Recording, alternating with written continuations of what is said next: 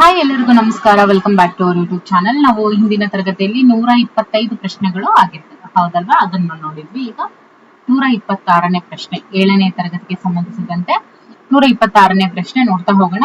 ಮೊದಲನೇ ಪ್ರಶ್ನೆ ನೋಡಿ, 126ನೇದು. ಬುಟ್ಟಿಯಲ್ಲಿನ ಕೆಲವು ಮಾವಿನ ಹಣ್ಣುಗಳಿಗೆ 6 ಮಾವಿನ ಹಣ್ಣುಗಳನ್ನ ಸೇರಿಸಲಾಗಿದೆ. ನೋಡಿ, ಇವಾಗ ಒಂದು ಬುಟ್ಟಿ ಇತ್ತು, ಅದರಲ್ಲಿ ಕೆಲವು ಮಾವಿನ ಹಣ್ಣುಗಳು ಇದು ಆಲ್ರೆಡಿ, ಅದಕ್ಕೆ 6 ಮಾವಿನ ಹಣ್ಣುಗಳನ್ನ ಸೇರಿಸಿದ್ರು. ಸೊ ಕೊನೆಗೆ ಬುಟ್ಟಿಯಲ್ಲಿನ ಮಾವಿನ ಹಣ್ಣುಗಳ ಸಂಖ್ಯೆ 10 ಆಯ್ತು. ಹಾಗಾದ್ರೆ ಮೊದಲು ಬುಟ್ಟಿಯಲ್ಲಿ ಇದ್ದಂತ ಹಣ್ಣುಗಳು ಎಷ್ಟು? 10 ಹಣ್ಣುಗಳು ಇದಾವೆ. ಸೊ ಅವರು 6 ಹಣ್ಣುಗಳನ್ನ ಹಾಕಿದ್ರು. ಸೊ ಎಷ್ಟು ಮುಂಚೆ ಅದರಲ್ಲಿ ಇದ್ದಿದ್ದು? 4 ಹಣ್ಣುಗಳು. ಸಮೀಕರಣದಲ್ಲಿ ಸಮತೆಯ ಚಿಹ್ನೆ ಯಾವುದು? ಸಮತೆಯ ಚಿಹ್ನೆ ಆಪ್ಷನ್ ಸಿ. ಓಕೆ. ಇನ್ನು ಚರಾಕ್ಷರದ ಬೆಲೆ ಏನಾಗಿರುತ್ತೆ? ಸ್ಥಿರವಾಗಿರುತ್ತೆ, ಸ್ಥಿರವಲ್ಲ, ಸಮ, ಯಾವುದು ಅಲ್ಲ ಅಂತ ಇದೆ. ನೋಡಿ, ಚರಾಕ್ಷರದ ಬೆಲೆ ಸ್ಥಿರ ಇರೋದಿಲ್ಲ. ಎಕ್ಸ್ ನಿಂದ 3 ಕಳೆದಾಗ 6 ಬರುವುದು. ಇದನ್ನು ಸಮೀಕರಣದಲ್ಲಿ ಬರೆದಾಗ ನೋಡಿ, ಎಕ್ಸ್ ಇಂದ 3 ಕಳೆದಾಗ ನಮ್ಗೆ 6 ಬರುತ್ತೆ. That is option D is the right answer. Okay. ಒಂದು ಸಂಖ್ಯೆಯ 2ರಷ್ಟು 4 ಸೇರಿಸಿದಾಗ 16 ಬರುತ್ತೆ. ಅವ್ಯಕ್ತ ಪದದ ಬೆಲೆ ಏನಾಗಿರುತ್ತೆ ಹಾಗಾದ್ರೆ ಅಂತ ಕೇಳಿದ್ದಾರೆ. ಓಕೆ. 2ರಷ್ಟು 4 ಸೇರಿಸಿದಾಗ 16 ಬರುತ್ತೆ. ಓಕೆ.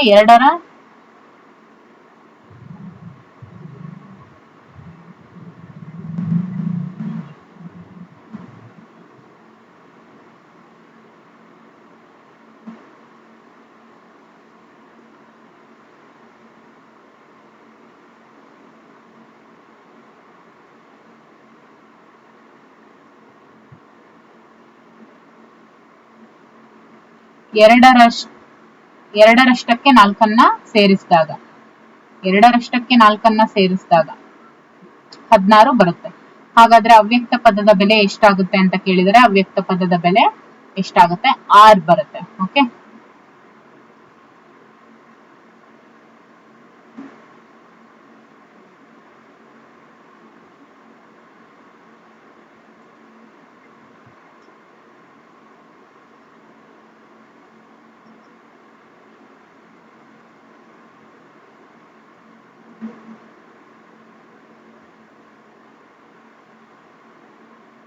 ನೋಡಿ, ಒಂದು ಸಂಖ್ಯೆಯ 2ರಷ್ಟು. ನೋಡಿ, ಇವಾಗ 4 ಅಂತ ಇದೆ, ಇದು ಒಂದು ಸಂಖ್ಯೆ. ಇದ್ರ 2ರಷ್ಟು ಅಂದ್ರೆ 4 4 8 ಆಯ್ತು. ಓಕೆ. ಹೇಗೆ 4 ಬರುತ್ತೆ? ಓಕೆ. ಈಗ 0 ಇದೆ, ಇದು ಬೇಡ. ನೋಡಿ, ಈಗ 10 ಅನ್ನೋದೊಂದು ಸಂಖ್ಯೆ. ಇದನ್ನ 2ರಷ್ಟು ಸೇರಿಸಿದಾಗ 20 ಆಗುತ್ತೆ, ಇದು ಬೇಡ. ಓಕೆ. ಸೊ ಇದು ಇಲ್ಲ. ಇನ್ನು 4 ಇದು ಒಂದು ಸಂಖ್ಯೆ. ಇದರ 2ರಷ್ಟಕ್ಕೆ 4 ಸೇರಿಸಿದಾಗ, ಇದ್ರ 2ರಷ್ಟು ಅಂದ್ರೆ 4 4 ಇದೆ ಇವಾಗ, ಅಥವಾ 4 + 4 ಅಂತ ಆದ್ರೆ 8 ಆಗುತ್ತೆ. ಓಕೆ. ಅದಕ್ಕೆ 4 ಸೇರಿಸಿದಾಗ ಎಷ್ಟಾಗುತ್ತೆ? 12 ಆಗುತ್ತೆ. ಸೊ ಇದು ಅಲ್ಲ. ಓಕೆ. ಸೊ ಹಾಗಾದ್ರೆ ಸರಿಯಾದಂತ ಆಪ್ಷನ್ ಯಾವುದು? 6. ಹೇಗೆ? ಒಂದು ಸಂಖ್ಯೆ 6, ಅದರ 2ರಷ್ಟಕ್ಕೆ ಅಂದ್ರೇನು? 6 + 6 12. ಅದಕ್ಕೆ ನಾವು 4 ಸೇರಿಸಿದಾಗ ಏನಾಗುತ್ತೆ? 16 ಬರುವುದು. Okay. So 6 is the right answer.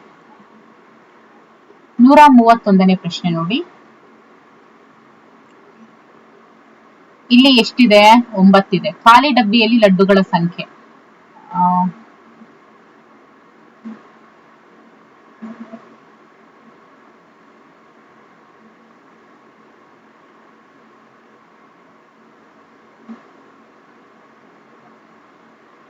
1 2 3 4 5 6 7 8 9.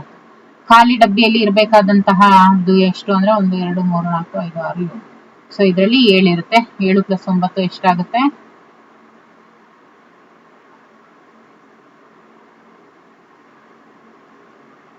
10 11 12 13 14 15 16 ಇದೆ ಇದರಲ್ಲಿ. ಓಕೆ. ಸೊ ಎಷ್ಟಾಗುತ್ತೆ? 7. ಈ 7 ಖಾಲಿ ಡಬ್ಬಿಯಲ್ಲಿ ಇರಬೇಕಾದಂತ. ಓಕೆ.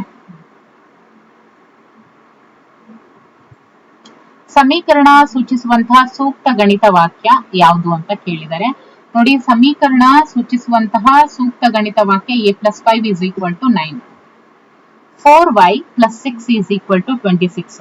ಹಾಗಾದ್ರೆ ಈ ಸಮೀಕರಣದಲ್ಲಿನ ಚರಾಕ್ಷರ ಏನು ಅಂತ ಕೇಳಿದ್ದಾರೆ ನೋಡಿ. ಈಗ 4 into y plus 6 is equal to 26 ಆಗುತ್ತೆ. ಇಲ್ಲಿ 20 that is equal to 26 ಅಂತ ಹೇಳಿದಾಗ ಈಗ ನೋಡಿ 4y is equal to 26 minus 6 ಎಷ್ಟಾಗುತ್ತೆ, 4y is equal to 5 ಏನಾಗುತ್ತೆ 20 ಆಗುತ್ತೆ, ಹೌದಲ್ವಾ? So 4y is equal to 20, y is equal to 20 by 4, 4 1s 4 5s, so y is equal to ಏನಾಗುತ್ತೆ 5 ಆಗುತ್ತೆ, ಹೌದಾ?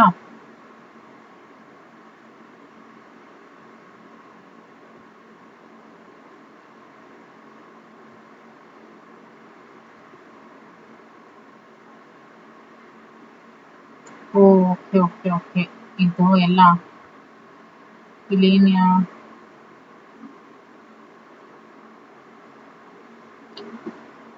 ಅಂದ್ರೆ ಈ ಒಂದು ಸಮೀಕರಣದಲ್ಲಿನ ಚರಾಕ್ಷರ ಅಂತ ಕೇಳಿದರೆ y ಅನ್ನುವಂಥದ್ದು ದಟ್ ಈಸ್ ಚರಾಕ್ಷರ ಮೀನ್ಸ್ ವೇರಿಯೇಬಲ್ 6 ಮೀಟರ್ ಮೈನಸ್ 10 ಈ ಬೀಜೋಕ್ತಿಯನ್ನ ಹೇಳಿಕೆ ರೂಪದಲ್ಲಿ ಬರೆದಾಗ m ನ ಆರರಷ್ಟರಿಂದ 10 ಕಳೆದಿದೆ, 6 ಮತ್ತು m ಮೊತ್ತದಿಂದ 10 ಕಳೆದಿದೆ, m ನಲ್ಲಿ 6 ಕಳೆದಿದೆ, 6 m ಹಾಗೂ 10 ಕಳೆದಿದೆ ಅಂತ ಇದೆ. ಸರಿಯಾದಂತ ಆಪ್ಷನ್ ಏನು? ಇದು ಅಲ್ಲ, ಇದು ಅಲ್ಲ, ಇದು ಅಲ್ಲ, ಯಾವುದು? m ನ 6ರಷ್ಟರಿಂದ 10 ಕಳೆದಿದೆ. 125ನೇ ಪ್ರಶ್ನೆ. p ಯನ್ನ 5ರಿಂದ ಗುಣಿಸಲಾಗಿದೆ. p ಯನ್ನ 5ರಿಂದ ಗುಣಿಸಲಾಗಿದೆ ಅಂದ್ರೇನು 5p. So where is 5p? Here is 5p. So this is the right answer.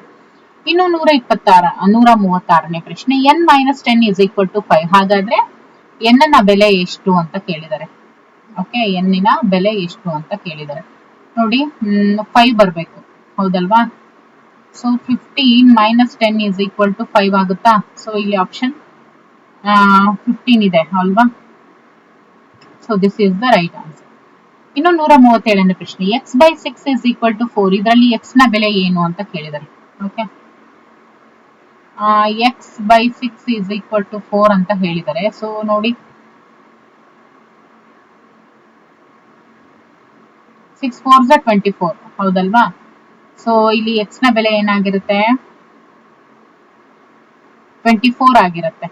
Okay, ಇಲ್ಲಿ x 24 ಆಗಿದ್ರೆ ಮಾತ್ರ 6 1s 6 4s 24 4 ಬರೋದಕ್ಕಾಗುತ್ತೆ. ಓಕೆ, ಇನ್ನು ಪರಿಹಾರವು y equals 5 ಆಗಿರುವಂತಹ ಸಮೀಕರಣ ಯಾವುದು? y equals 5 ಆಗಿರುವಂತಹ ಸಮೀಕರಣ ನೋಡೋಣ.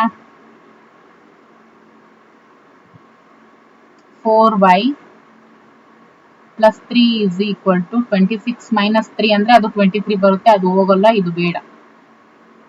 ಯಾವುದು? ಇದು 3 ಇದೆ, ಸೊ 15 minus 3 12 ಆಗುತ್ತೆ. ಸೊ 4 3s 12 ಬರುತ್ತೆ, ಇದು 3 ಬರುತ್ತೆ, ಅಂದ್ರೆ 4 ಇದು 3 ಬರುತ್ತೆ, ಇದು ಬೇಡ. ಸೊ ಇಲ್ಲಿ ಪ್ಲಸ್ ಆಗುತ್ತೆ, ಇದು 23 ಬರುತ್ತೆ, ಇದು ಬೇಡ. ಇಲ್ಲಿ ನೋಡಿ, ಈಗ 4y plus 6 is equal to 26. 4y is equal to 26 minus 6y is equal to 20 by 4. 4 1s 4 5s. So B ಏನಿದೆಯಲ್ಲ, this is the right answer.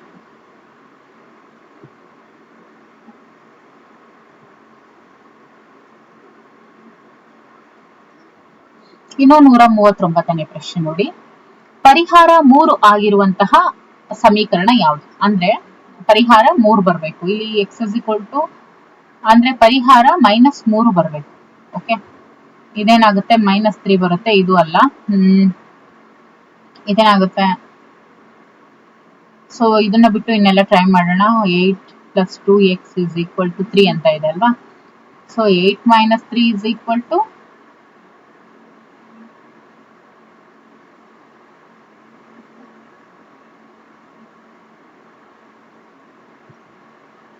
ಇದು ಮೈನಸ್ ಬರುತ್ತೆ, ಇದು ಬೇಡ. ಇನ್ನು 2x plus 1 is equal to 3. So 2x is equal to 3 minus 1. ಇದು 2 ಬರುತ್ತೆ, so ಇದು 1 ಬರುತ್ತೆ, ಇದು ಬೇಡ, ಇದು ಬರಲ್ವಾ? ಓಕೆ, ಸೊ ನೆಕ್ಸ್ಟ್ ಯಾವುದು ನೋಡಿ. 10 plus 3x is equal to 1. So 3x is equal to 1 minus 10. x is equal to 9 by 3. So ಏನಾಗುತ್ತೆ? 3 1s 3 3s -9 ಆಗುತ್ತೆ. So 3 1s 3 3s, so -3 is the answer. X is equal to -3. So 10 plus 3x is equal to 1 ಅನ್ನುವಂಥದ್ದು answer ಆಗುತ್ತೆ. ಇನ್ನು 140ನೇ ಪ್ರಶ್ನೆ ನೋಡಿ, x - 4 equals 5 ಆದ್ರೆ ಅಂದ್ರೆ x - 4 equals 5 ಆದರೆ ಚರಾಕ್ಷರದ ಬೆಲೆ ಏನು ಅಂತ ಕೇಳಿದರೆ 9 ಆಗುತ್ತೆ ಅಲ್ವಾ. 9 ಅಲ್ಲಿ 4 ಹೋದ್ರೆ ಮಾತ್ರ 5 ಬರೋದು. ಸೊ ಹಾಗಾಗಿ ಇನ್ನು 141ನೇ ಪ್ರಶ್ನೆ, 1 ರಿಂದ 30ರ ನಡುವೆ ಇರುವಂತಹ 3 ಅನುಕ್ರಮ ಸರಿ ಸಂಖ್ಯೆಗಳ ಮೊತ್ತ 72. ಹಾಗಾದ್ರೆ ಆ ಸಂಖ್ಯೆಗಳು ಯಾವ್ಯಾವು ನೋಡಿ. 1 ರಿಂದ 30 ಅಂದ್ರೆ 1 ಇಂದ 30 ವರೆಗೂ ಏನ್ ನಂಬರ್ಸ್ ಇದೆ ಅದರಲ್ಲಿ ನಡುವೆ ಇರುವಂತಹ 3 ಅನುಕ್ರಮ ಸರಿ ಸಂಖ್ಯೆಗಳು ಅಂದ್ರೆ ಸರಿ ಸಂಖ್ಯೆಗಳು, ಆ ಸರಿ ಸಂಖ್ಯೆಗಳ ಮೊತ್ತ 72 ಅಂತ ಹೇಳಿದ್ದಾರೆ. ಓಕೆ, ಹಾಗಾದ್ರೆ ಯಾವುವು ಆ ಸರಿ ಸಂಖ್ಯೆಗಳು ನೋಡಿ. 1 ರಿಂದ 30 ಅಂತ ಹೇಳಿದಾಗ 3 ಅನುಕ್ರಮ ಸಂಖ್ಯೆಗಳ ಸರಿ ಸಂಖ್ಯೆ ಆಗಿರ್ಬೇಕು. ಓಕೆ, ಯಾವುದು 22, 24 ಮತ್ತೆ 26. ಓಕೆ ನೋಡಿ, 6 6 12, 6 7. ಓಕೆ, ಏನಾಗಿದೆ 72 ಬಂದಿದೆ. ಸೊ 22, 24, 26 ಈ ಸಂಖ್ಯೆಗಳ ಮೊತ್ತ ಇಲ್ಲಿದೆನ ಅಲ್ಲಿ. ಎಸ್, 22, 24, 26. ಇನ್ನು 142ನೇ ಪ್ರಶ್ನೆ, 20 ರಿಂದ 50ರ ನಡುವೆ ಇರುವಂತಹ 3 ಅನುಕ್ರಮ ಬೆಸ ಸಂಖ್ಯೆಗಳ ಮೊತ್ತ 105 ಅಂತ ಹೇಳಿದ್ದಾರೆ. ಹಾಗಾದ್ರೆ ಯಾವುವು ಅವು ಬೆಸ ಸಂಖ್ಯೆ? 33, 35, 37 ನೋಡಿ. 8 ಪ್ಲಸ್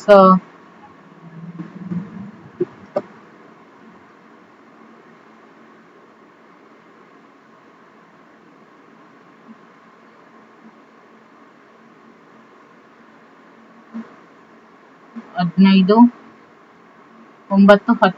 ಸೊ 105. ಸೊ 33, 35, 37. ರಾಮುವಿನ ವಯಸ್ಸಿಗಿಂತ ಅವರ ತಂದೆಯ ವಯಸ್ಸು 4 ಪಟ್ಟು ಹೆಚ್ಚಾಗಿದೆ. ಅವರಿಬ್ಬರ ವಯಸ್ಸಿನ ಮೊತ್ತ 60 ವರ್ಷ. ಇದನ್ನ ಸಮೀಕರಣದಲ್ಲಿ ಬರೆದಾಗ ನೋಡಿ, ರಾಮು ಅನ್ನೋದನ್ನ x ಅಂತ ತಗೊಂಡಾಗ ಅವರ ತಂದೆಯ ವಯಸ್ಸು 4 ಪಟ್ಟು ಹೆಚ್ಚಾಗಿದೆ ಅಂದ್ರೆ 4x ಆಗಿದೆ.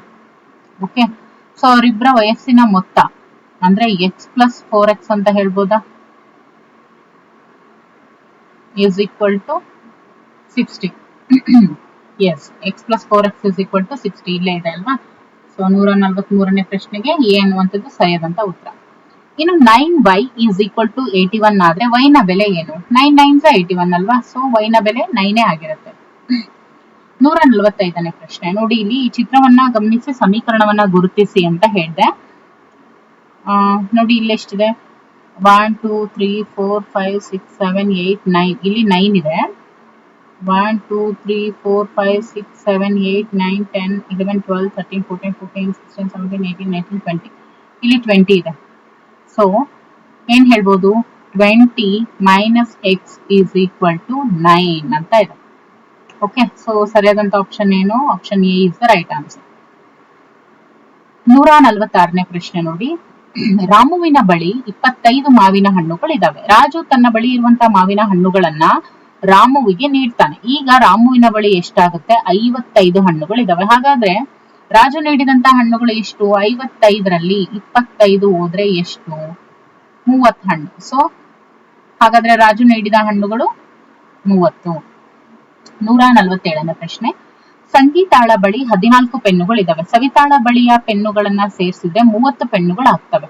ಈ ಹೇಳಿಕೆಯ ಸಮೀಕರಣ ರೂಪ. ಸಂಗೀತನ ಹತ್ರ 14 ಪೆನ್ಸ್ ಇದಾವೆ.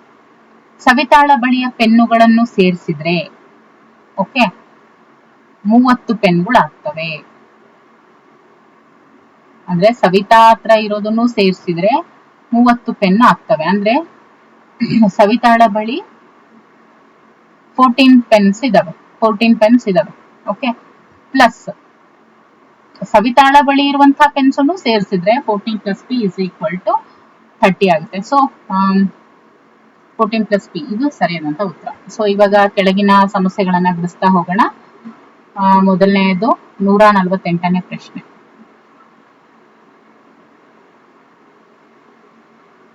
148ನೇ ಪ್ರಶ್ನೆ ನೋಡಿ, ಒಂದು ಸಂಖ್ಯೆಗೆ 15 ಸೇರಿಸಿದ್ರೆ 25 ಆಗುತ್ತೆ. ಈ ಹೇಳಿಕೆಯನ್ನ ಬಿಡಿಸಿ ಅಂತ ಇದೆ.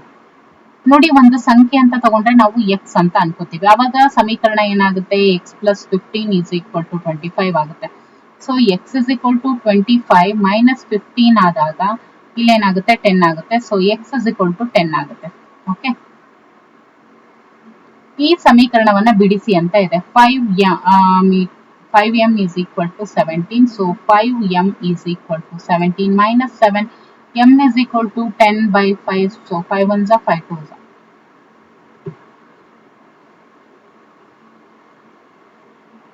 ಒಂದು ಸಂಖ್ಯೆಯ 2ರಷ್ಟರಿಂದ 21 ಕಳೆದಾಗ 25 ಬರುತ್ತೆ. ಸೊ ಆ ಸಂಖ್ಯೆಯನ್ನ ಕಂಡುಹಿಡಿಯಿರಿ ಅಂತ ಇದೆ. ನೋಡಿ, ಈಗ ಒಂದು ಸಂಖ್ಯೆ ಎಕ್ಸ್ ಅಂತ ಅನ್ಕೊಳ್ಳೋಣ. ಆ ಸಂಖ್ಯೆಯ 2ರಷ್ಟರಿಂದ 21 ಕಳೆದಾಗ ಅಂದ್ರೆ 2x, 2ರಷ್ಟು ಅಂದ್ರೆ 2x, 2x ಅಲ್ಲಿ 21 ಅನ್ನ ಕಳೆದಾಗ ನಮಗೆ 25 ಬರುತ್ತೆ ಅಂತ ಹೇಳಿದ್ದಾರೆ. ಸೊ ಇದ್ರ ಮುಂದುವರೆದ ಭಾಗ ನೋಡ್ತಾ ಹೋಗೋಣ. 2x is equal to 25 minus 21 plus 21 ಆಗುತ್ತೆ. ಅದು ಮೈನಸ್ ಇರೋದು ಈ ಕಡೆ ಹೋದ್ರೆ ಪ್ಲಸ್ ಆಗುತ್ತೆ. ಸೊ 46 ಆಗುತ್ತೆ. ಸೊ ಇಲ್ಲಿ ಮಾಡ್ತೀನಿ ನೋಡಿ, x is equal to 46 by 2 ಆದ್ರೆ 2 2s are 4, 2 3s are 6.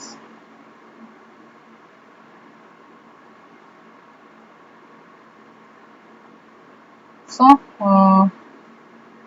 23 is the right answer. Okay, ಯಾಕಂದ್ರೆ 2x minus 21 is equal to 25 ಅಂದಾಗ 2x is equal to ಅದು ಆಚೆ ಕಡೆ ಹೋದಾಗ ಏನಾಗುತ್ತೆ, ಮೈನಸ್ ಇರೋದು ಪ್ಲಸ್ ಆಗುತ್ತೆ. Okay, S. 151ನೇ ಪ್ರಶ್ನೆ. ಒಂದು ಸಮದ್ವಿಬಾಹು ತ್ರಿಭುಜದಲ್ಲಿ ಒಂದು ಕೋನವು 50 ಡಿಗ್ರಿ ಆದ್ರೆ ಇನ್ನೆರಡು ಕೋನಗಳನ್ನ ಕಂಡು ಹಿಡಿಯಿರಿ ಅಂತ ಇದೆ. ನೋಡಿ, ಈಗ ಸಮದ್ವಿಬಾಹು ತ್ರಿಭುಜದಲ್ಲಿ ಒಂದು ಕೋನ 50 ಡಿಗ್ರಿ ಇದೆ. ಇನ್ನೆರಡು ಕೋನಗಳನ್ನ ಕಂಡು ಹಿಡಿಯಿರಿ ಅಂತ ಇದೆ. ಓಕೆ, ನೋಡಿ, x plus 50 is equal to 180. ಹೌದಾ? ಸೊ ಟೋಟಲ್ ಎಷ್ಟು? 180. ಇನ್ನು ಎಕ್ಸ್ ನಮಗೆ ಗೊತ್ತಿಲ್ಲ. So 2x plus 50 is equal to 180. So ನೋಡಿ ಏನಾಗುತ್ತೆ ಮುಂದೆ, 2x is equal to 180 minus 50 ಮಾಡಿದಾಗ ನಮಗೆ ಏನ್ ಸಿಗುತ್ತೆ, ದಟ್ ಈಸ್ ಈಕ್ವಲ್ ಟು 130 ಸಿಗುತ್ತೆ. ಸೊ ಅದನ್ನ ನಾವು 2 ಇಂದ ಡಿವೈಡ್ ಮಾಡಿದಾಗ, ಅಂದ್ರೆ ಈ 2 ಇಂದ ಡಿವೈಡ್ ಮಾಡಿದಾಗ 2 6 12 2 5 10. ಸೊ 65 ಡಿಗ್ರಿ ಸಿಗುತ್ತೆ. ಹೌದಾ? ಒಂದೇನು 65 ಡಿಗ್ರಿ ಅಂದ್ರೆ ಎಕ್ಸ್ ಅನ್ನುವಂಥದ್ದು ಏನಾಗಿರುತ್ತೆ ಅಲ್ಲಿ 65 ಡಿಗ್ರಿ ಆಗುತ್ತೆ. ನೋಡಿ, 50 plus 65 plus 65 10 13 14 15 16 17 18. So total 180 degree. So right answer. ಇನ್ನು 152ನೇ ಪ್ರಶ್ನೆ ನೋಡಿ, ನಾನು ಒಂದು 3 ಅಂಕಿಯ ಸಂಖ್ಯೆ ನನ್ನನ್ನು 3 ಬಾರಿ ಕೂಡಿದ್ರೆ ತ್ರಿಶತಕ ಉಂಟಾಗುತ್ತೆ, ಹಾಗಾದ್ರೆ ನಾನು ಯಾರು? ನಾನೊಂದು 3 ಅಂಕಿಯ ಸಂಖ್ಯೆ ಅಂದ್ರೆ ನಾನೊಬ್ಬಳು 3 ಅಂಕೆಯ ಸಂಖ್ಯೆ, ನನ್ನನ್ನ 3 ಸಲ ಕೂಡಿದ್ರೆ ತ್ರಿಶತಕ ಉಂಟಾಗುತ್ತೆ ಅಂತ ಹೇಳಿದ್ದಾರೆ. ತ್ರಿಶತಕ ಉಂಟಾಗುತ್ತೆ. ಓಕೆ, ಹಾಗಾದ್ರೆ ನಾನು ಯಾರು ಅಂತ ಕೇಳಿದರೆ, ನಾನೊಂದು 3 ಅಂಕಿಯ ಸಂಖ್ಯೆ. ಓಕೆ, ನಾನು ಇವಾಗ 999 999 ಅಂತ ಅನ್ಕೊಂಡ್ರೆ, okay,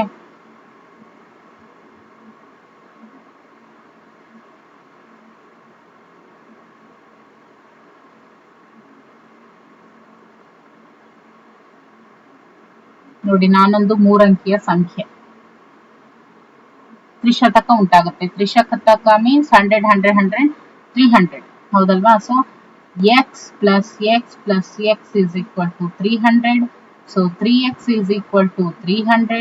x is equals to 300 by 3 31 ಅಂದ್ರೆ x is equal to ನಾನು ಯಾರು, ನಾನು 100 ಅಂತ. ಓಕೆ, ಇದು 1000 ಆಗ್ಬಿಟ್ಟು ನಾನು ಯಾರು, ನಾನು 100 ಅಂತ. ಓಕೆ, ಎಲ್ಲಿ ಇದೆ ಇದು? ಎಸ್, ನಾನು 3 ಅಂಕಿಯ ದೊಡ್ಡ ಸಂಖ್ಯೆ, ನನಗೆ ಯಾವುದೋ ಅಂಕಿಯನ್ನ ಸೇರಿಸಿದ್ರೆ 4 ಅಂಕಿಯ ಚಿಕ್ಕ ಸಂಖ್ಯೆ ಸಿಗುತ್ತದೆ, ಹಾಗಾದ್ರೆ ಆ ಸಂಖ್ಯೆ ಯಾರು? ನೋಡಿ, 3 ಅಂಕಿಯ ದೊಡ್ಡ ಸಂಖ್ಯೆ ಅಂದ್ರೆ ನಾವು 999 ಅಂತ ಹೇಳ್ತೀವಿ. ಇನ್ನು 4 ಅಂಕಿಯ ಚಿಕ್ಕ ಸಂಖ್ಯೆ ಅಂದ್ರೆ 1000 ಅಂತ ಹೇಳ್ತೀವಿ. ಹೌದಲ್ವಾ?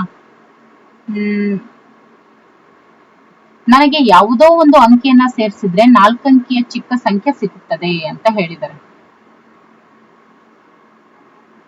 ಅದೇ ಚಿಕ್ಕ ಸಂಖ್ಯೆ ಇಸ್ 1, ಅದು ಏನಾಗುತ್ತೆ 1000 ಆಗುತ್ತೆ. ಓಕೆ, ಸೇರಿಸಬೇಕಾದಂತಹ ಸಂಖ್ಯೆ 1. ಹಾಗಾದ್ರೆ ಸೇರಿಸಬೇಕಾದಂತಹ ಆ ಸಂಖ್ಯೆ ಯಾವುದು ಅಂದ್ರೆ 1. ಕೆಳಗಿನ ಸಮೀಕರಣ ಬಿಡಿಸಿ ತಾಳೆ ನೋಡಿ ಅಂತ ಇದೆ. 6x ನಾನು ಡೈರೆಕ್ಟ್ ಆಗಿ ಬರಿತಾ ಇದೀನಿ. 24 + 12 ಆಗುತ್ತೆ. 6x = 5 6 3 36 ಆಗುತ್ತೆ. x = 36/6 6 1 6 6. So x = 6 is the right answer. Okay. ಇನ್ನು ಮುಂದಿನ ಪ್ರಶ್ನೆ, ರಾಮುವಿನ ತಂದೆಯ ವಯಸ್ಸು ರಾಮುವಿನ ವಯಸ್ಸಿನ 4ರಷ್ಟಕ್ಕಿಂತ 6 ವರ್ಷ ಹೆಚ್ಚಾಗಿದೆ. ರಾಮುವಿನ ತಂದೆಯ ವಯಸ್ಸು 50 ವರ್ಷಗಳಾದ್ರೆ ರಾಮುವಿನ ವಯಸ್ಸು ಎಷ್ಟು ಅಂತ ಕೇಳಿದ್ದಾರೆ. ನೋಡಿ, ರಾಮುವಿನ ತಂದೆಯ ವಯಸ್ಸು ನೋಡಿ, ರಾಮುವಿನ ವಯಸ್ಸು n ಅಂತ ಅನ್ಕೊಂಡ್ರೆ ರಾಮುವಿನ ತಂದೆಯ ವಯಸ್ಸು 4ರಷ್ಟಕ್ಕಿಂತ 6ರಷ್ಟು ವರ್ಷ ಜಾಸ್ತಿ ಇದೆ ಅಂತ ಹೇಳಿದ್ದಾರೆ. ಸೊ 4ರಷ್ಟು ಅಂತ ಅನ್ಕೊಂಡ್ರೆ ಸೊ n + 4n = ಏನು 50 ವರ್ಷ ಆದ್ರೆ ಏನಾಗುತ್ತೆ, 5n = 50. So n = 50/5 5 1s. So n = 10. ಹಾಗಾಗಿ ಇಲ್ಲಿ ರಾಮನ ವಯಸ್ಸು ಏನಿದೆಯಲ್ಲ, ರಾಮುವಿನ ವಯಸ್ಸು 10 ವರ್ಷ. Okay.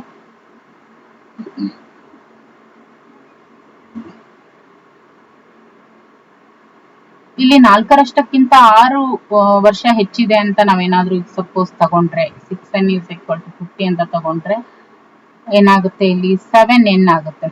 So no. Okay.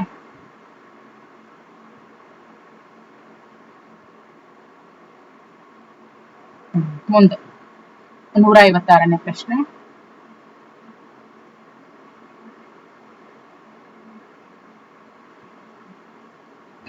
x = 2 ಆದ್ರೆ 5x + 2 = 3x + 6 ಎಂಬುದನ್ನ ಸಾಧಿಸಿ ತೋರಿಸಿ ಅಂತ ಇದೆ. ಅಂದ್ರೆ 5x + 2 ಅನ್ನುವಂಥದ್ದು 3x + 2 ಗೆ ಈಕ್ವಲ್ ಆಗಿದೆ ಅಂತ. ಇಲ್ಲಿ x ವ್ಯಾಲ್ಯೂ 2 ಅಂತ ಹೇಳಿದರೆ ಫಸ್ಟ್ ಇದನ್ನ ಮಾಡೋಣ. ಓಕೆ.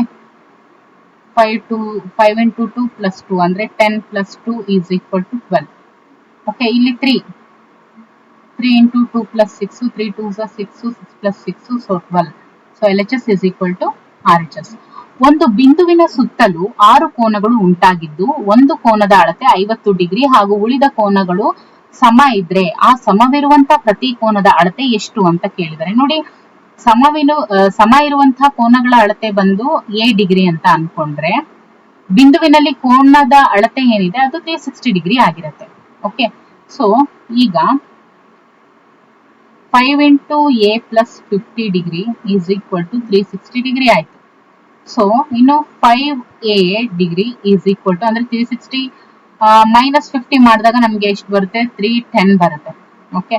ಸೊ a = 310/5 ಮಾಡಿದಾಗ ಎಷ್ಟು ಸಿಗುತ್ತೆ, 60 ಡಿಗ್ರಿ ಸಿಗುತ್ತೆ. ಸೊ ಅಳತೆ ಎಷ್ಟು ಅಂತ ಕೇಳಿದರೆ ದಟ್ ಇಸ್ 62 ಡಿಗ್ರಿ ಬರುತ್ತೆ. 5 2s 10 ಅದಕ್ಕೋಸ್ಕರ. ಇನ್ನು 158ನೇ ಪ್ರಶ್ನೆ ನೋಡಿ, 3 ಕ್ರಮಾನುಗತ ಸಂಖ್ಯೆಗಳ ಮೊತ್ತ 96 ಆದ್ರೆ ಆ ಒಂದು ಸಂಖ್ಯೆಗಳು ಕಂಡುಹಿಡಿಯಿರಿ ಅಂತ ಇದೆ. 3 ಕ್ರಮಾನುಗತ ಸಂಖ್ಯೆಗಳು ನೋಡಿ, ಅದನ್ನ ಯಾವ ರೀತಿ ನಾವು ಕಂಡುಹಿಡಿಯೋದು, x + 1 x + 2 = 96 ಅಂತ. ಓಕೆ. ಈಗೇನು, ಇವಾಗೇನು ಪ್ಲಸ್ ಮಾಡ್ತೀವಿ. ಸೊ ಏನಂತ ಹೇಳ್ಬೋದು,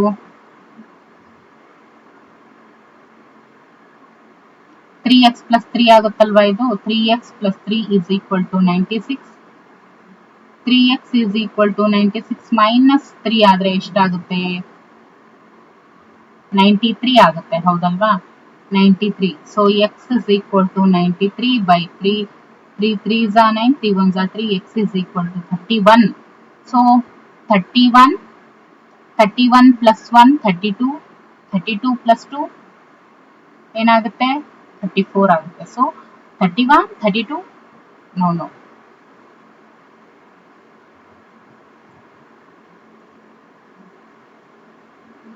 ಅಂದ್ರೆ 31 + 2 ಏನಾಗುತ್ತೆ, 33 ಆಗುತ್ತೆ. So 31 32 33 is the right answer.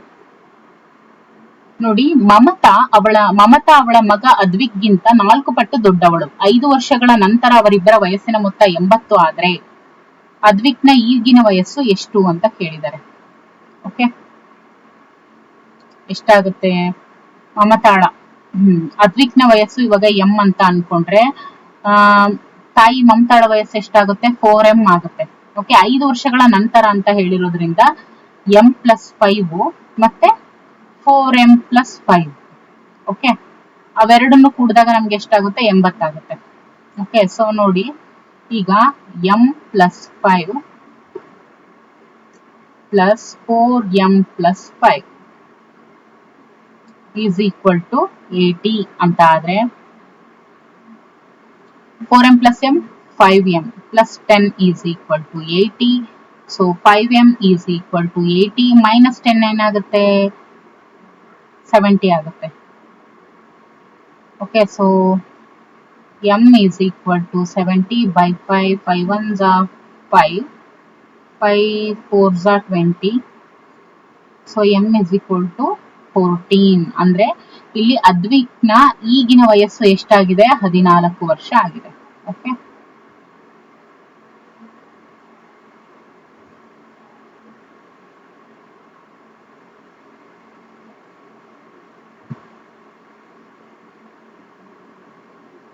ನೋಡಿ ತ್ರಿಭುಜದ ಎರಡು ಬಾಹುಗಳ ಅಳತೆಯು ಮೂರನೇ ಬಾಹುವಿಗಿಂತ 5 ಮತ್ತು 7 ಸೆಂಟಿಮೀಟರ್ ನಷ್ಟು ಹೆಚ್ಚಾಗಿದೆ.